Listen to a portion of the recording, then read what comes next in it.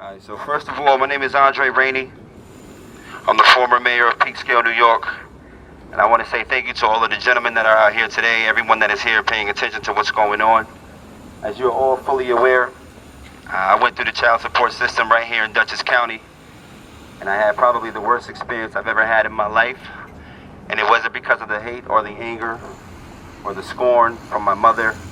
It was because of how I was handled by the support magistrate, Jean Patsalos, inside of her courtroom. I walked in the courtroom and felt like I was a demon before I felt like I was a person in place of justice. I felt like I was a devil before I was a person looked at as a father. And that's why we're here today. I have a few words that I want to say, and I want to make myself very clear. So all of the people that'll be watching on social media later, all the people that'll be watching at home, we are not here to talk bad or badmouth mothers. We are not here to talk bad or badmouth women. We are not here to talk bad or badmouth any parent or person in the situation of parenthood. We are here to talk about change and reform for the family court justice system in the state of New York. I want to thank you all for joining me today as we stand here at the beginning of a new justice system. As we stand together to fight against the unfair, unethical, and inequalities of the current justice system as we know it. This is to recognize what's wrong and try to make what's wrong a right. I'm not here to attack any judges or any support magistrates who are doing their job to the best of their ability. However, I am here to make people aware of those who support Magistrate Jean Patsalos and her behavior as a person in a position of power. For years and years in these very courts, when fathers walk into courtrooms, they're advised to expect to get the short end of the stick in any family court matter. Today, we are once again on the right side of history. When you look at the laws and the policies and different levels of legislation that is passed over the hundreds and hundreds and hundreds of years in this nation, much of it is because of people who look and feel just like me and you. People who are suffering from unfair treatment. In this very nation, slavery was something that we had to fight against. If our ancestors can fight against that for physical freedom, it's no problem that I fight for our people here to have psychological freedom. The system as I know it needs total reform, and it needs to be updated. Just like anything that sits around too long, it's time to upgrade or be completely thrown away. Today I stand before you to express my frustration and concern for our fathers who deal with people like support magistrate Jean Patsalos and her consistent bias and ethical violations. I'm here to raise awareness to the bigotry. I'm here to raise awareness to the bigotry that we're often asked to accept and expect in the courtroom as a father. I'm here to begin the process of change and, importantly, to rebuild the strength of my fathers out there who have been broken or who are so frustrated with the system that they've given up the fight for their own children. I'm also here to promote the facts about the importance of fathers in their children's lives. And I would love to share some statistics, and I hope Jean Patsalos is listening. Fathers who are involved in their children's lives have positive outcomes on nearly every measure of child's well-being, from cognitive development and educational achievement to self-esteem and pro-social behavior. Statistics show that children who grow up with fathers in their home and involved are 40% more likely to earn straight A's in school. Statistics show that children whose fathers are involved in their lives are 45% less likely to repeat a grade and 60% less likely to be suspended or expelled from school and twice as likely to go to college or start their own business after high school. Statistics show that children whose fathers are involved in their lives are 75% less likely to have a teen birth and 80% less likely to spend time in jail for choosing from hustling or even selling drugs in their own community. In a country where our jails have the largest of the populations, that number is a number that should be mindful of, especially people like Jean Patsalos. We are not just a gender. We are not just a paycheck. We are fathers, support Magistrate Jean Patsalos. We are fathers.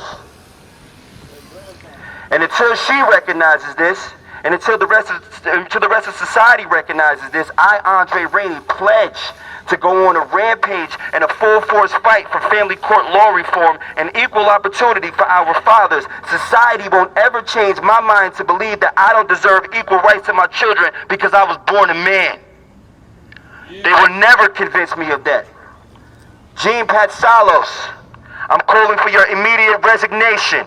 Not only for the fathers who you've harmed and tried to scorn by taking advantage of your power, but for the children whose homes you've broken with your lack of common sense law. I'm calling for your resignation for the women who have admitted that your disrespect to the fathers of their children has been more harmful to the fathers' mental and emotional health than any obstacle they could have ever put them through in this lifetime. Jean Patsalos, I'm calling for your resignation for your lack of sympathy and lack of respect, and you don't deserve to be in the position that you're in. I will see to it that I exhaust every possible platform to get you removed, or at least to bring so much awareness to your unethical behavior that you end up doing your job the way you're supposed to, and that's fair and impartial to all parties. And that's with respect and integrity. And that you stand for the principles that helped us develop the system that we are supposed to believe it to be. I'm tired of fathers being mistreated by biased, unfair judges, but I'm not too tired to fight for these fathers. I'm tired of single parents getting the short end of the stick, but I'm not too tired to stand up for these single parents. I'm tired of being disrespected in a courtroom by a person who has the audacity to feel like they're above the law and they can't talk to people with respect, but I'm far from too tired to stand up for these individuals and fight. I'm tired of hearing that fathers are giving up the fight for their children. I'm tired of hearing that they're allowing the system to make the paycheck the father. Not because the fight with the mother was so strenuous, but because the unjust court system we have. But I'm not too tired nor too frustrated to stand up and fight against the system for the men who won't. Especially now that I know firsthand this court system is corrupted. To my single parent mothers, I stand with you too. I apologize to you for the men who aren't responsible fathers, because as you can see, the good fathers are suffering just like you because of a broken system and because of fathers who didn't take responsibility and accountability serious. And I pray that you, my sisters, whether black or white or anything else, get what you deserve for the sake of your children. And I pray that you get the same things that these good fathers deserve, which is equality, respect, and importantly, healing. To the fathers who give people like Jean Patsalos leverage to treat us like crap, I hope you're listening too, because I need you to avoid excuses and step up to the plate to be, because nothing hurts me more than seeing a child without his father, and it's not the court's fault. Step up to the plate and do what you're supposed to do, and let's do this together. In just 20 years, these presidents and others like them have established near total judicial immunity as a settled feature in American law. Under the current doctrine, any act performed in judicial capacity is shielded from suit. The simple expedient of disguising a corrupt act as a routine judicial function guarantees immunity from the suit. In no other area in American life are public officials granted such license to engage in abuse of power and intentional disregard of the Constitution and laws that they are sworn to defend. Those who are harmed, no matter how extensive or irreparable the injury, are deprived of method of obtaining compensation. They are confined to disciplinary actions that only rarely result in the judge's removal office, despite the troubling frequency of judicial abuses. Each support magistrate in the state of New York takes an oath to be in that seat that support magistrate Judge Patsalos is in. And the oath reads as such: I, you state your name, solemnly swear or affirm that I will administer justice without respect to persons and do equal right to poor and to the rich, and that I will faithfully and impartially discharge and perform all the duties incumbent upon me as a support magistrate or judge under the Constitution and laws of the United States. So help me God. For those of you who are like me, who are concerned about that statement that says, without respect to persons, let me explain what that means, because not only do we not understand that, but apparently support magistrate Jean Patsalos doesn't understand it either. This means with respect to the enormous diversity of the real people who come before the court. It means with respect to the personal dignity of each person. It means with respect to the rule of law and without respect to fear or favor. It means with respect to the ideal equal justice under law, the notion that our individual differences will not deter justice being done. It means with respect to access to justice for those with little means. It means respect to equity and equitable treatment. It means with respect to empathy and their own humility as public servants. It means with respect to impartiality and neutrality, no matter a person's station in life. That's what that means. But if you notice, in each statement that I just mentioned, there's one word that I will never forget. And that's respect. In every description of their job as a judge or a support magistrate, the one thing that's in common is they're supposed to respect. Supreme Court Justice Thurgood Marshall once stated, the very first truth which we declared self-evident in the Declaration of Independence was that all are created equal. Every person has the same unalienable rights of liberty and the pursuit of happiness, and all persons are to be treated with respect and decency, which those inalienable rights demand. When you don't show respect or when you show bias, you are committing treason under the laws of the Constitution, Jean Patsalos, and I will continue to call for Jean Patsalos' removal, and I will ask the Dutchess County Court and the mayor and the city board and the town board and the judges to hire judges who understand the oath of office that they took in the first place. As I prepare to close, I want to be clear.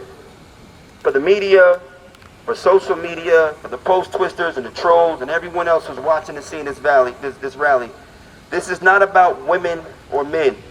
This is not about mother or father. This is not about win or lose. This is about justice and injustice and fair treatment for all parents to be in their children's lives. This is about respect and dignity. And for me personally, this is about the abuse of power and lost trust. A guy by the name of Billy Graham once said, a good father is the most unsung, unpraised, and unnoticed, yet one of the most valuable assets in our society.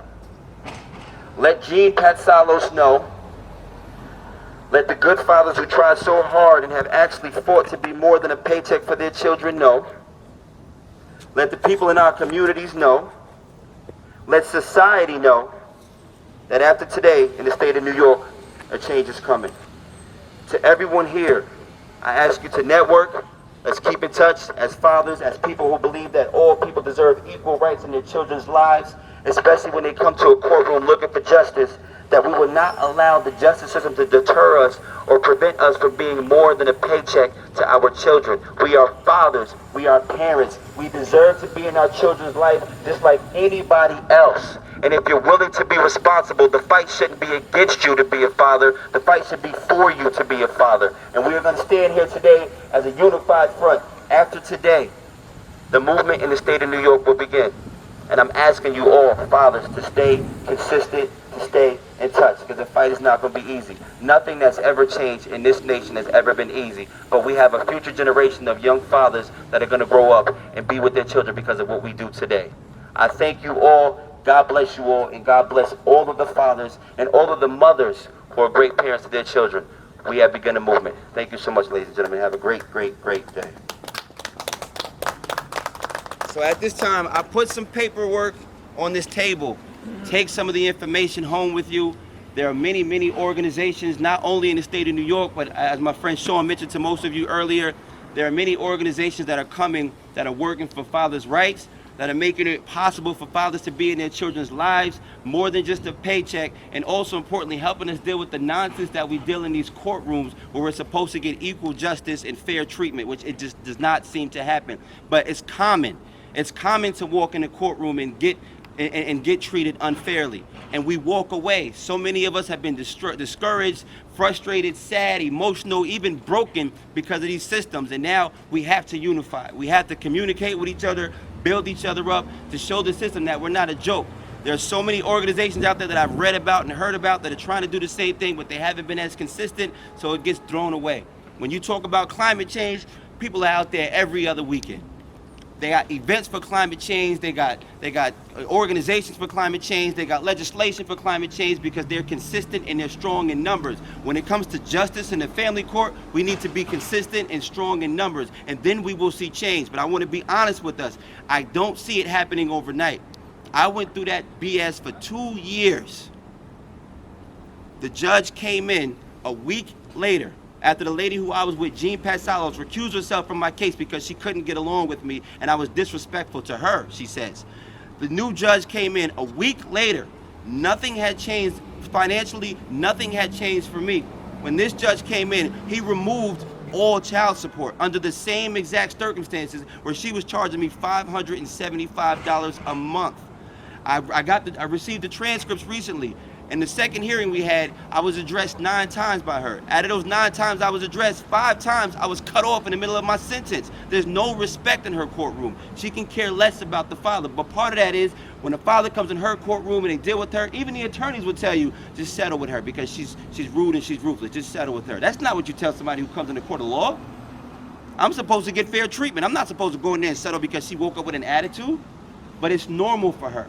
It's become her practice style, and that's what she's protected under the judicial immunity. When you have a certain style of practice, it's not considered an attack at somebody. That's her style of practice in law, but that needs to change. But again, it will not happen overnight. We need to be consistent like this. I thank you all for coming here on a Friday morning. A lot of people reached out to me saying, do it on a Saturday so they can come.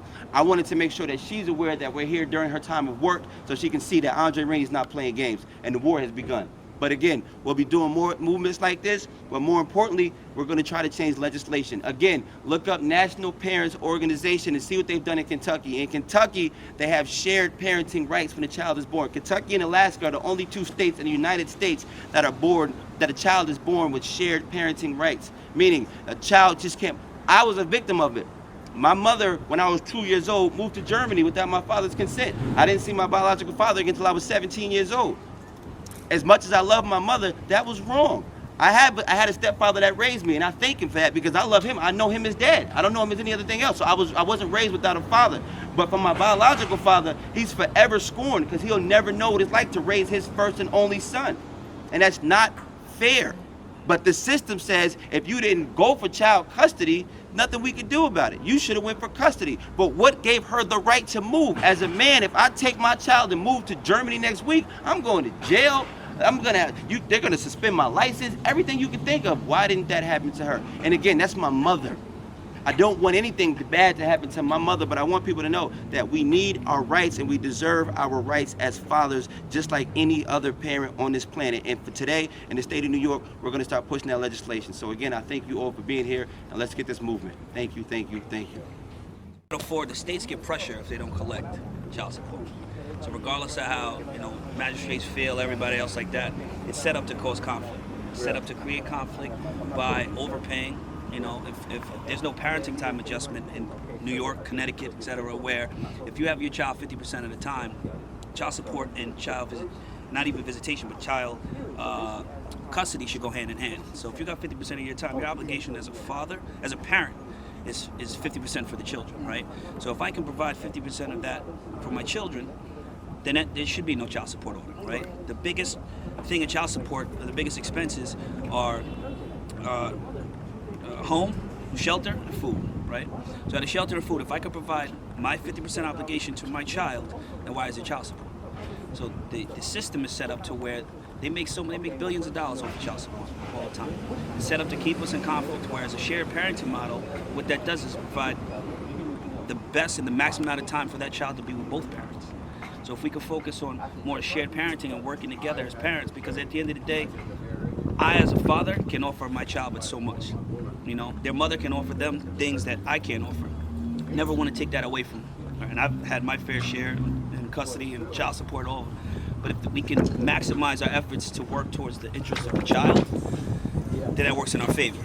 Because what they want to do is pit us together.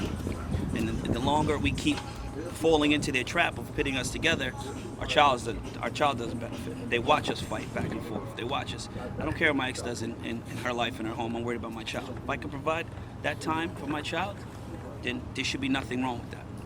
And so we want to try to take the narrative away from this, child support. Listen, it's not about child support. It's providing for your children. if you are equal parent and you can provide just as much as the other parent can do so, there should be no thing. So we want to work towards legislation, and that's only going to change through legislation, because the courts are set up to operate in their capacity, and if they don't collect that money, they get fined. So it's deeper than just child support, just the surface of it. It's a lot of back office work. There's layers work of why things don't get changed, and why, like Brother Rainey said, how another judge can come in there and change it like that. Because there is no system set up for that. It's a system set up to, for us to try to remove our biases. And we all have biases in us. So that judge comes in there, that judge could be biased against fathers. So she's going to rule in favor of her opinion. Another father comes in there, or another judge comes in there, he's going to rule in favor of what he follows, what he seems is best interest. So, the judge is one aspect, but we want to get deeper. We look deeper into the bigger picture, and that's the back office, right? What's going on. So, as long as we keep our arguments more centered towards the child, because at the end of the day, that's what we're worried about, is the children. It kind of calls other people out, right? Because when parents fight, and they have that, they're looking at two parents fighting. They're not looking at the child, and that sometimes can hurt our case. Because it destroys the case, because it's like at the end of the day, they're not looking at, they're looking through you. Yes. And they're going to say, all right, you're just mad at her. She's just mad at you. Yep. You guys are not worried about the child. So statistically, I'm going to go with that. Statistically, we want to say that the mother is the proper caretaker.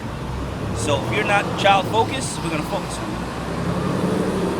Man, I'll tell you what though. I'll never forget what I went through in that courtroom, man. This is a start. This is great, because I've been trying to find groups like this. Yeah. So I did find one, and the court system is completely corrupt. I dislike it with passion. Do I think they do what's best interest for the kids? No, it's very biased. And my story is just some of the things that I went through. If the shoe was on the other foot, Right. they would have just. Yeah. It's totally different. And you go at the child support, all right? I owed $150, and they wanted to suspend my license. They never heard anything like that. I called up and argued. I said, I'm paying. I don't know what's going on. They said, I've never seen that for $150. So I don't know. The system is just, it's ridiculous. It's unfair. It's completely biased. Some of the law guardians, very biased. They favor the mother, especially during custody. Like I said, my situation, some of the things that I've went through, it's things you can't make up. And maybe you see them in a movie or something like that. It's horrible. How do they expect for you to pay your license? How do you Because you have to pay No, I'm saying, how do they expect for you to pay child support if you don't have your license? Well, they Because want some you to people pay need for a their license to conditional. work. They say you pay for a conditional until you they pay your told me, license. I your, thought, child in the support. beginning of getting on child support, I thought I could beat it. I thought I could beat the system, try to finagle it some way, somehow. I ended up owing more than I could dish out. So I walked into the courtroom. I apologize. I was trying to get around the system. I was trying to win. I was trying to be better than the system that was already put in place that I didn't know I couldn't beat. So I asked for help. Hey, listen, let me get this down, because I have to work. I need my license to work. I need certain licenses to work in certain counties. So if I can't get those, I can't work. So I was told, but you could get a regular job. I could get a job, but what I do is, this is my passion. This is what I want to do. What they told me is, until you go out and get a regular job, we can't help you. You can't do anything. All you have to do is pay. I said, but what if I can't pay? I'm just going to fall further behind. Well, if you can't pay, then we have to violate you on this order and send you to jail. But if you send me to jail, I still can't pay. And they told me, it's up to you. So what I did was, I went out, I got a regular job. I was making $17 an hour, as opposed to the 37 to 50 that I'm used to making doing what I love to do. I couldn't make it. I couldn't pay my bills. I got 4 or 5 other kids. I can't do the things that I like to do. I couldn't pay for transportation to get back and forth.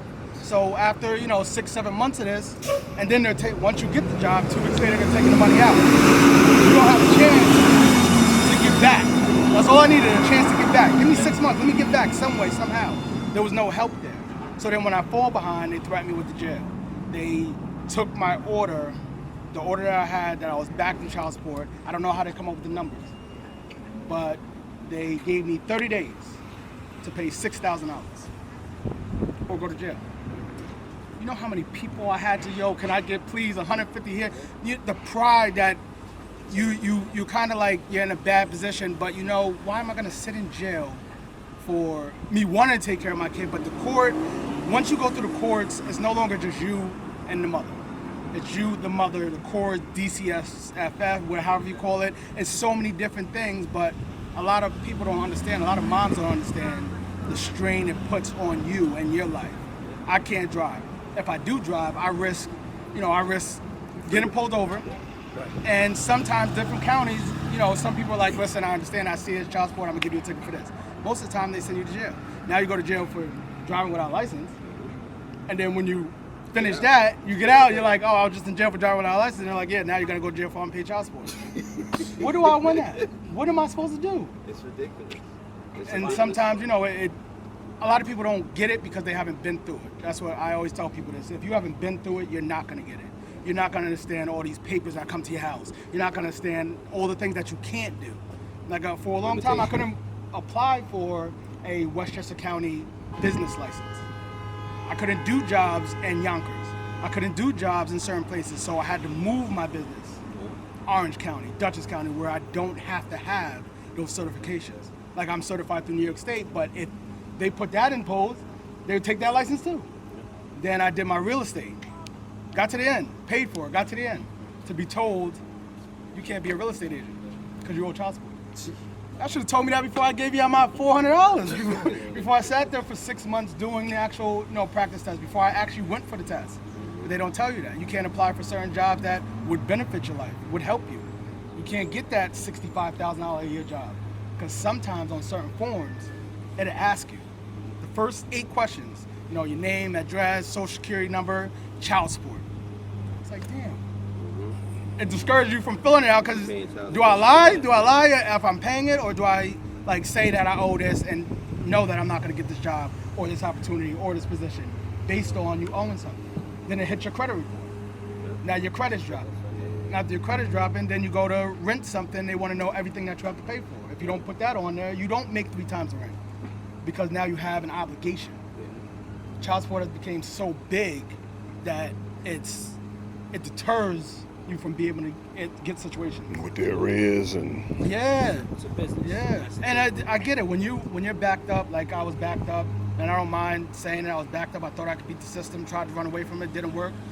When you try to get back, there's nothing in place to help you get to a stable position other than, listen, I was told to go get a job at Walmart or Home Depot, and I am 36 years old.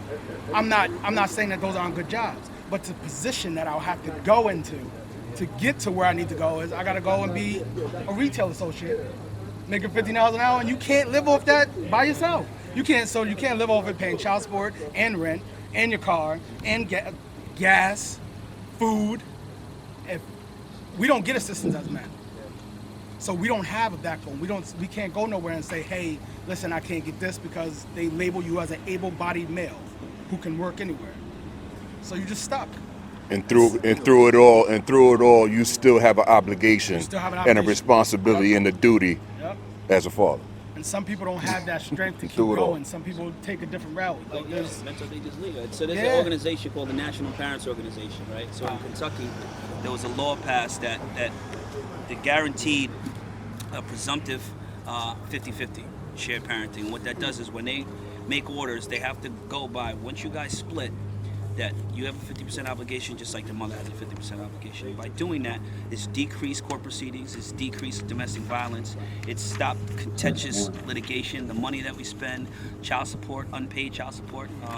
There's a difference. If you can make the same amount of money, and there's an interactive map if you go on the website, where you can click on just the different states and see, just because by you making the same amount of money, how it differs in New York. New York is one of the highest that we pay in child support, as opposed to all the other states.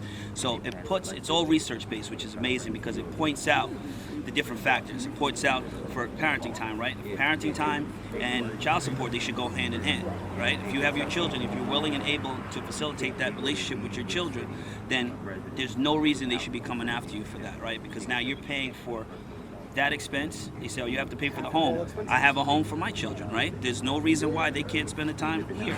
So they do have a home. Do they have food? I have food for my children here. Do they have clothing? I have clothing for my children here.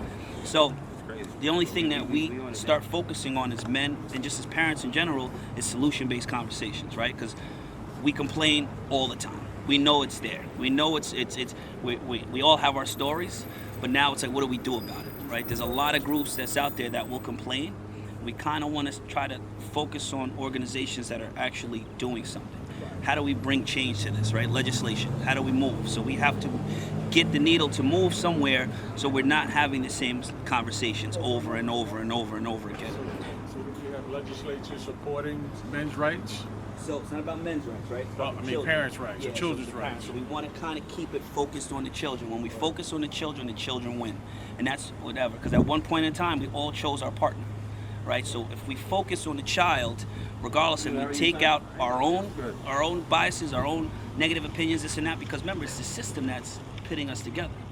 These are people that at one point we had a relationship with. So when we split, if everything is equal, then there's no more court proceedings. If I know if me and her don't work out, the court's 9 times out of 10 going to say, hey, your mom, your dad, figure it out. That's what we want to presume, right? So there's... They do start that way. Then when you get the false allegations and all that stuff, Yeah, why do things they start have taking a turn. financials from So I wasted a lot of money on that kind of nonsense. But see, the court, so the court is not set up to start. It's set up to make it think that they start presuming that you guys get 50%. But they're going to go for your financial affidavit, regardless if there's any parenting time adjustment at all. They're going to say, how much do you make? How much do you make? This is how much you're going to pay on child support, period. And then what it does is, because they're looking for conflict, and because they look for conflict, they're going to fight that. Now, you have judges who are biased, right? We all have our natural bias in there. So just like Brother Rainey had, you had one judge who, with nothing changed, had 2 different opinions, right? And that's because biases, they fluctuate. So if we can create a standard, and it's proven, there's research that in Kentucky, Arkansas, and West Virginia passed this law that these cases have dropped. These domestic violence have dropped because people are not fighting as much. So if we could focus on the false allegations, whether that, so now once you bring, the courts have a heavy caseload, right? Judges are going in there and they're stamping stuff and moving, stamping stuff and moving, stamping stuff and moving. And that's unfortunate, but it happens. So if we can reduce that caseload so where they can focus on specific, right? Domestic violence is a criminal thing, shouldn't be heard in family court. So now you have a family court magistrate or judge making a decision on something that should be tried in the criminal court. And it has to be proved. Criminal court has a jury. Yeah, so they domestic violence. So if there's signs of domestic violence, they automatically take your kids away from you. Automatic. So that's just how it is. Yes. So if a woman comes out with that, then you lose custody. You have no grounds. Do you know why they do that? Absolutely, it's a tactic. It's a tactic. It's set up, right? Because the way the courts are set up is a winner and a loser. Yep, you're a man, she's a female. Whatever. Listen, bottom line is, when they come in, they look at a man like us, they look at a female, and they say, well, you know what? That probably did happen. Look at that guy. You say the wrong thing, say the wrong word, they'll flip it. And like I said, what I went through, a lot of people out there do go through it. That's why, like I said, back since last year, I've been joining these groups, and that's why I'm here today, because the system is it failed my kids. It didn't fail, it failed me as well, but the kids. The kids suffer the most, and they say it's all about the kids. I don't believe that. It's not about the kids. Yeah. It's all about him and her, who makes what, who has the most money to fight, bottom line. So once you run out, you're done, you lose. And that's the way the system works. Well, it's the justice you can afford. So once you have, like I said, once you put these systems in place, right, the system is going to operate in its capacity because the system is not set up for 50-50 parenting, presumably. So where we can only look at places where this bill was passed and go off the data and statistics from there, we know everywhere else is like this. So when we start to see places where the bill is passed and we start focusing off of these models, then we adapt them in other places. These are solutions, right? Because again, I had my story, I'm almost $30,000 in the appeals process right now, just for 50% of the time. And the taxes, my lawyer even told me, it's gonna be a winner, it's gonna be a loser. That's it. If you start from these lawyers and the system to say, hey, listen, You go to court, you're gonna waste your money because at the end of the day, it's gonna be this and this, right? You have to figure it out. Then they have to choose whether they want to go that route. Once they start going that route, then these things are looked at seriously now because false allegations can lead you in prison. If there's a winner and loser, remember these judges are just going through the numbers. Oh, you say he beat you? I believe it. I'm gonna stamp it next, and that's what just so. I want to get this off of my desk as fast as possible. That's all they're worried about. So if you reduce the strain, right, by making these legislation, these moves, but we have to show up. And a lot of times we don't show up. Like all these movements and stuff, people are complaining, but nobody's showing up when it's time to do the real work, right? Because we can stand outside and complain all day, but the real work's inside. So if we're making these and we passing these bills and we're doing this stuff, that helps us. We have to put our negatives aside and try to focus on the positives and what we can do to change it. Because I was a part of the Father's Rights Movement. I was part of all these other organizations. But at the end of the day, the more we complain about stuff, it's like cancer, right? It just breaks us down, and it does nothing. And at the end of the day, our children hurt. So I just challenge everybody to start looking at solution-based conversations of what we can do to change that and researching things. And if there's organizations out there that have shown change, to kind of adapt those models and try to apply it here, especially in New York. Because the system's not going to change until we change.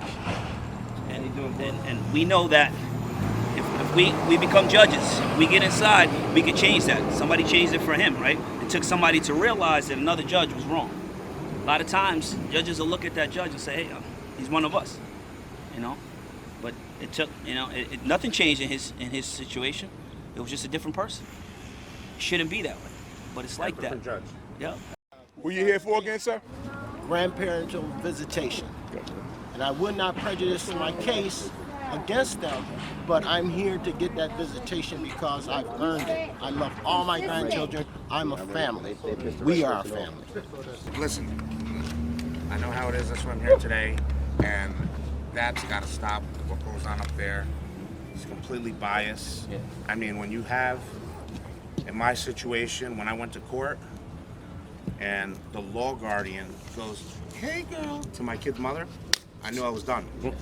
You know, because that's not professional, and you already know exactly where that you're screwed. You're doomed. They built a friendship. Yep, they built a friendship, this, that, and the other. So, I mean, between child support, family court, I think it needs a lot of work. A lot of work. So if everybody could, if you do or don't have my information, please take it down and just text me so I can have your number, and I'll keep you posted on how we're going to pass this to the state. We're looking to, I'm going to meet with Sean and some of the people that he's connected with, hopefully over this weekend. Within the next couple of months, I hope to have some sort of legislation proposal to give to the Assembly or the State Senate and see if they'll be willing to start the conversations to make it happen in New York. And again, by my research on what they've done in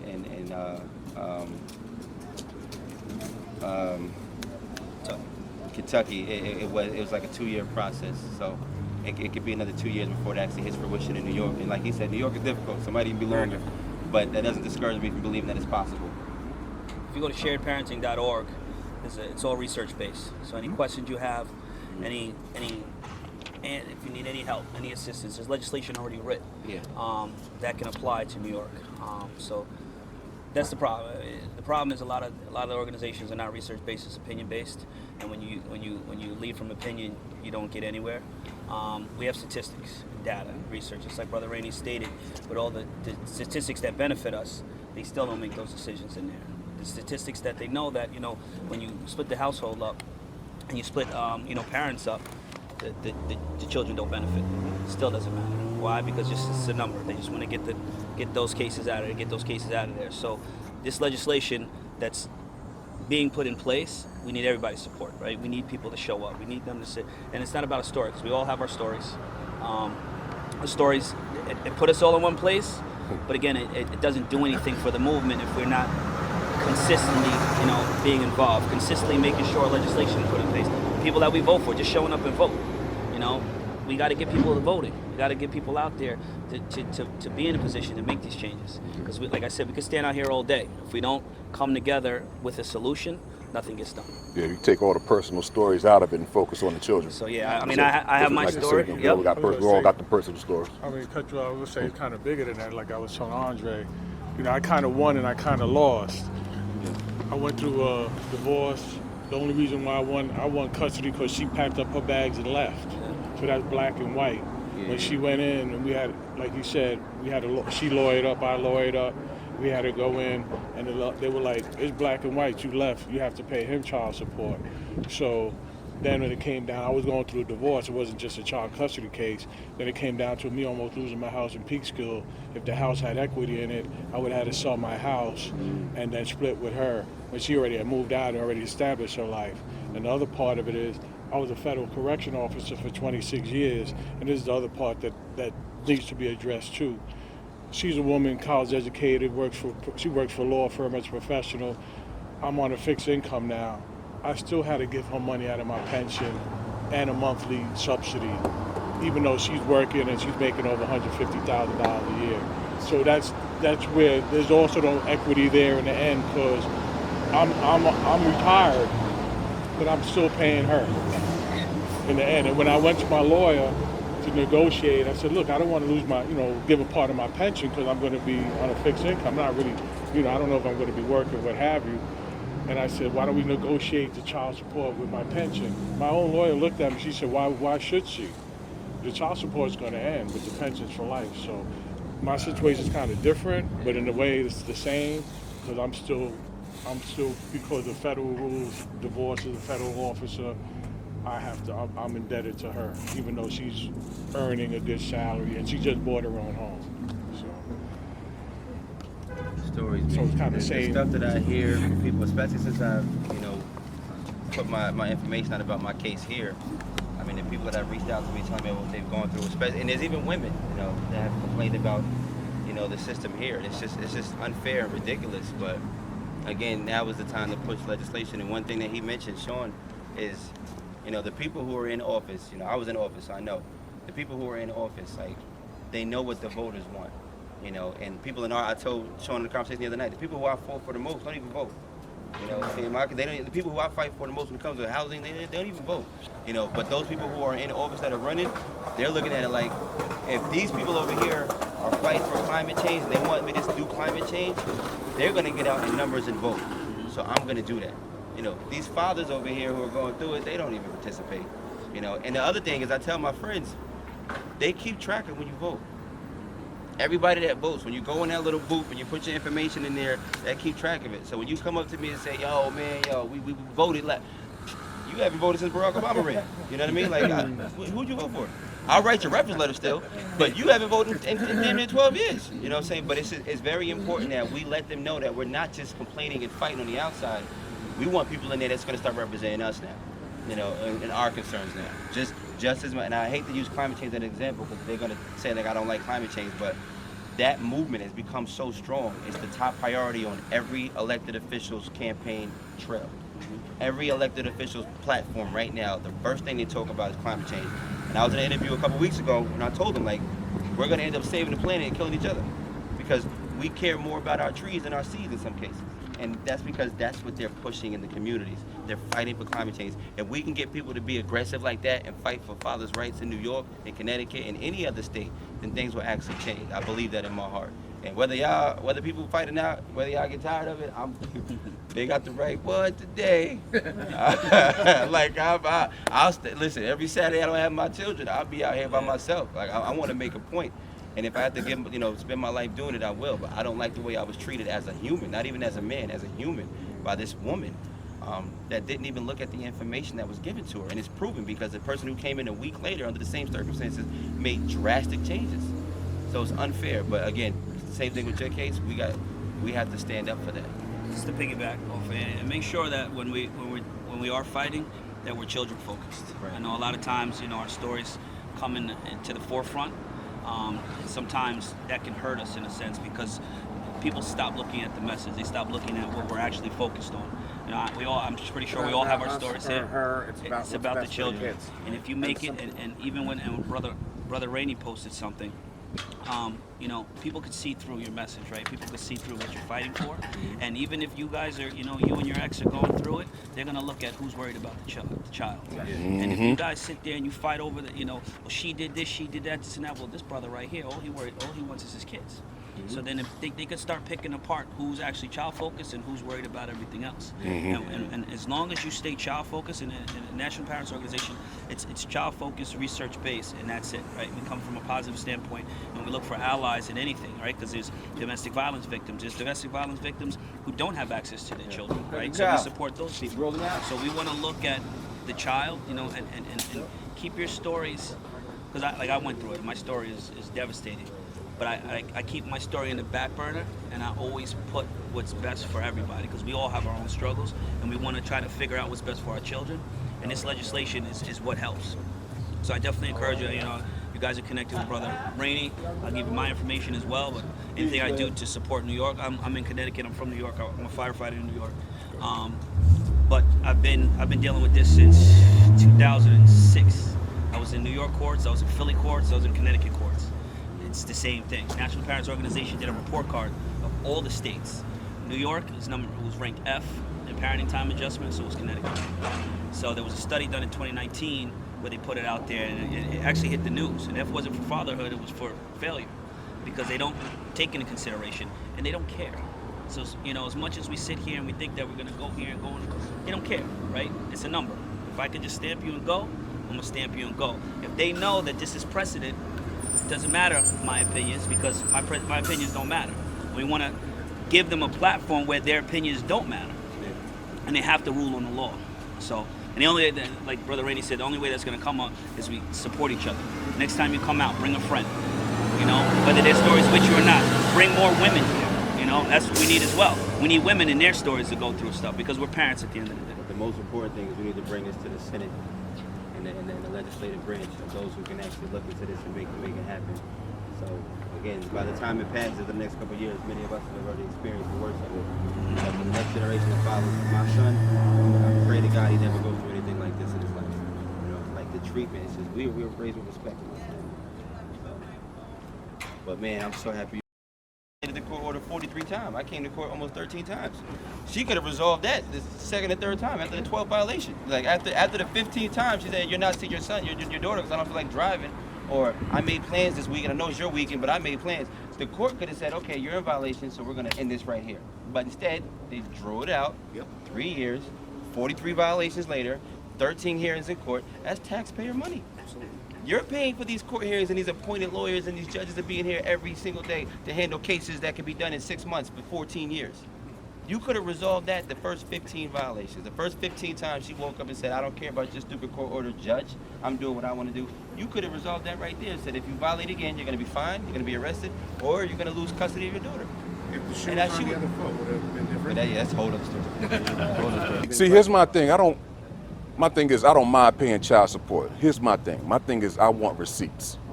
If I had to pay $500,000, $700,000 a month for child support, I want all that money to go towards my child.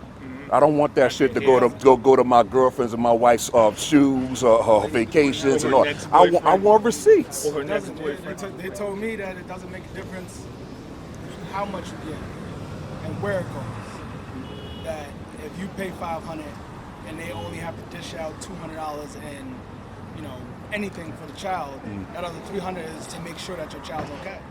So that means that I have to pay for her car note. Her car note is part of my child being okay, and I got told by a judge that absolutely. If she chooses to go and get a Ferrari, and her car note's $1,000, that's her car of choice to get my child around. But I gotta walk and catch the bus because I can't afford it. They don't care what happens. They really told me that in court. I asked that. I said, so if she goes and gets a brand new car and her expenses go up, that means that that's part of my child support? And they said, well, Mr. Morrow, why would you not want your child to have proper transportation? I said, oh, I do want to have proper transportation.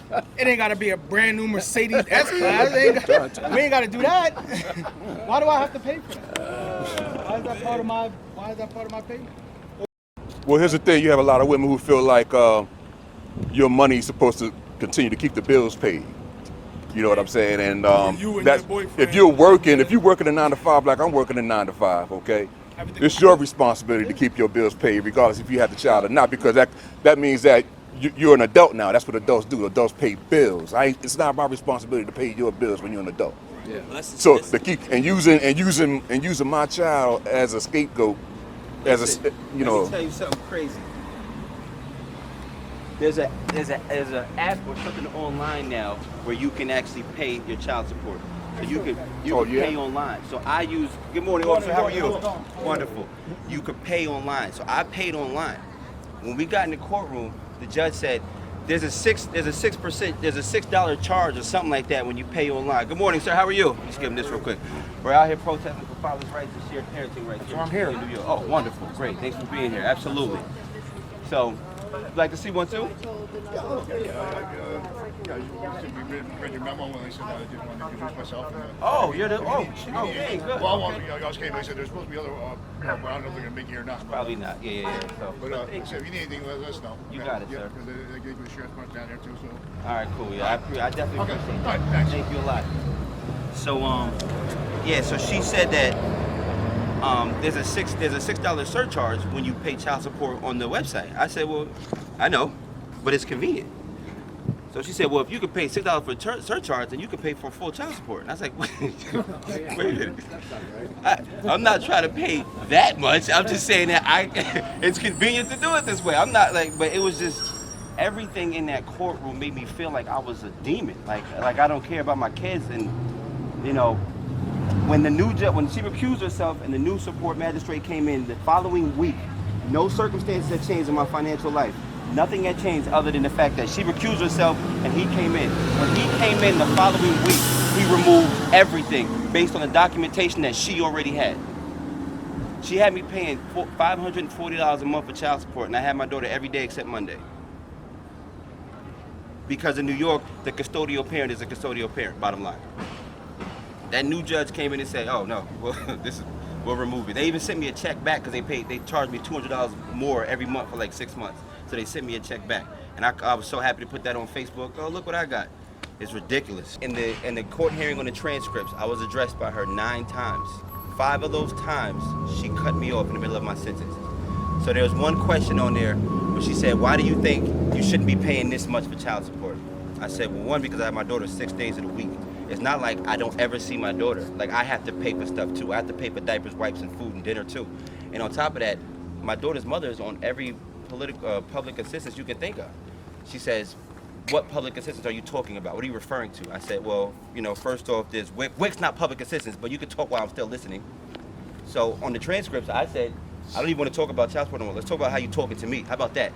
And then it just went downhill from there. Well, sure. Yeah, but that's what, unfortunately, that's what they want. Right. Because now it's like, I'm going to make him look like he's crazy because he's talking back to me and I'm the judge. But you don't talk. I was raised with respect. Right. You can talk to me. You can make me pay $1 million a month if you want to, but respect me and I'll do it.